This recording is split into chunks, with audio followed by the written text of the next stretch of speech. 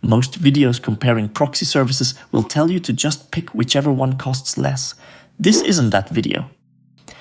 TubeProxies and ProxyCheap both sell the same basic thing, a proxy your account hides behind. But the two businesses underneath are built completely differently, and that difference is what actually decides which one saves you money, versus which one costs you a flagged channel down the line. Here's what's coming. Real pricing, pulled live from both sites at the time of recording. What real users report about each one, sourced and dated, not guessed at. And by the end, a verdict that depends on how many accounts you're actually running, not one blanket pick for everyone watching. Number 1. What you're actually buying.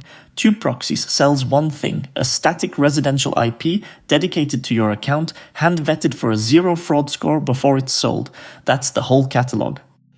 ProxyCheap sells a much wider menu, data center proxies, ISP proxies, and static residential proxies across basic, dedicated, and premium tiers.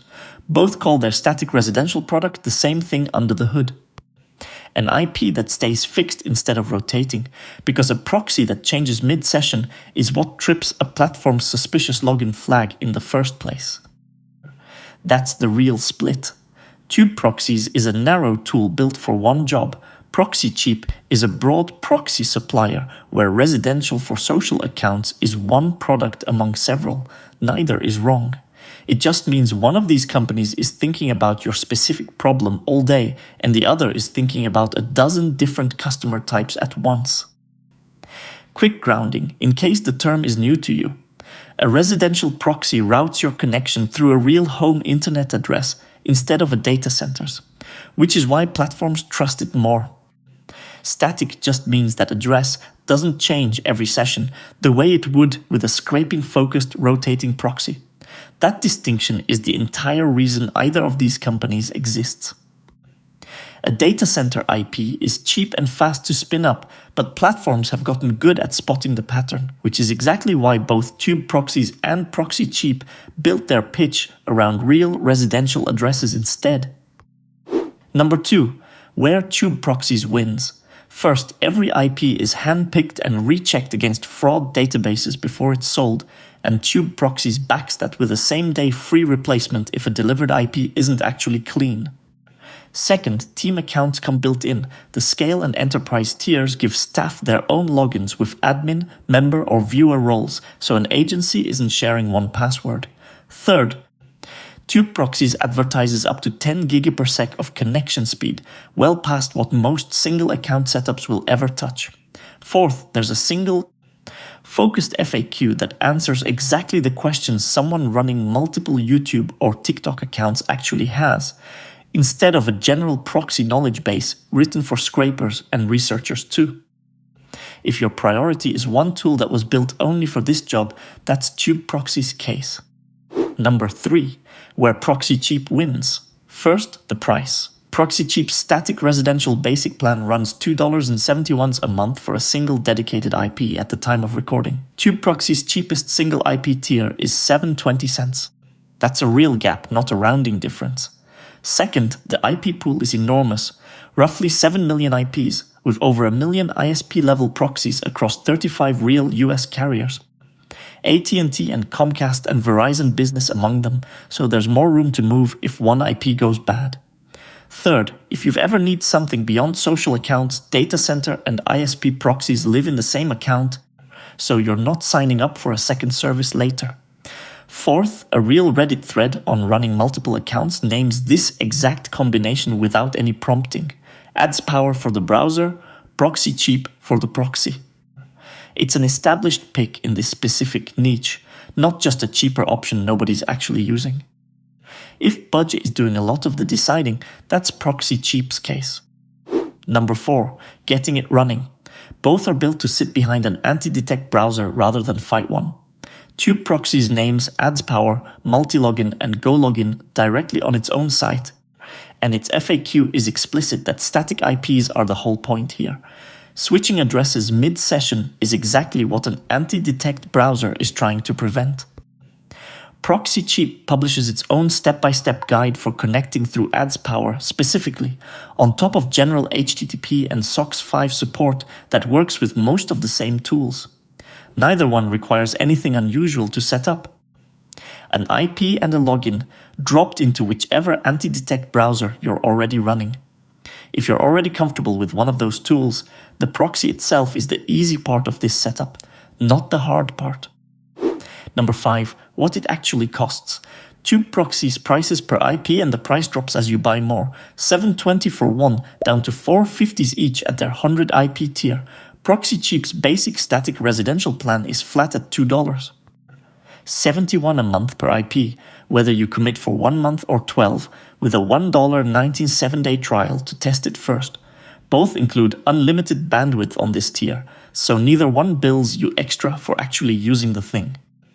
The gap that matters isn't the sticker price, it's what that price is buying you, which the next chapter gets into. Number 6. What real users actually report. TubeProxies is too new for a real pattern. No Trustpilot listing, no meaningful Reddit thread.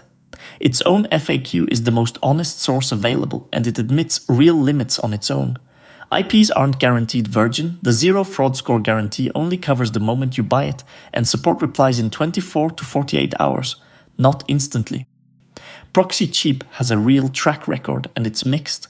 Trustpilot rates it average, sitting around 3 out of 5 as of this recording, with a separate listing for their newer order portal sitting lower at 2.6. The recurring complaint is refunds.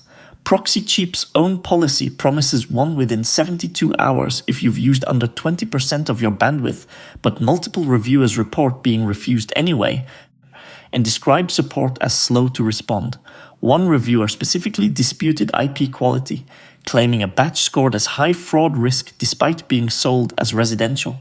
That's one dated complaint, not a confirmed pattern, so take it as a flag to verify yourself, not a settled fact. On the other side, G2 reviewers rate ProxyCheap 4.8 out of 5 and consistently praise the huge IP selection and low latency for research and ad verification. Number 7.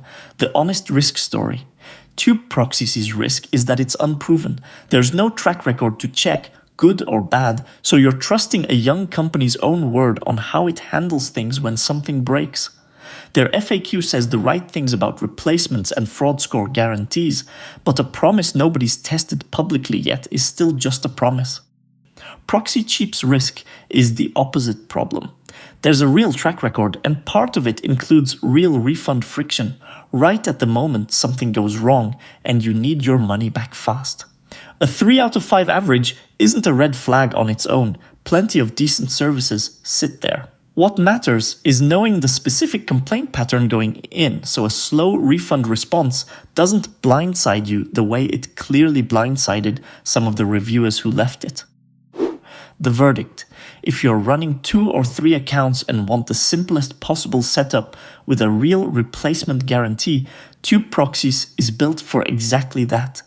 You're paying more per IP, but you're paying it to a company that has exactly one job and nothing else pulling its attention. If you're running proxies for a whole team, TubeProxies' role-based access is a genuine, concrete reason to pay more, not a nice-to-have. Sharing one login across staff is its own security risk, and separate accounts with admin, member, and viewer roles solves that outright. And if you're managing a larger stack of accounts on a real budget and you're comfortable troubleshooting the occasional refund fight yourself, ProxyCheap's price and IP pool are hard to argue with. Millions of IPs across dozens of real US carriers at under $3 a month each, with an established user base already running it the exact way you're planning to. So, dedicated and simple, or bigger and cheaper, neither one is the wrong answer. It depends which problem you're actually solving. I've put links to both in the description. Some of them are affiliate links, so I get a small commission if you use them, at no extra cost to you. Which one are you actually running right now? Tell me in the comments.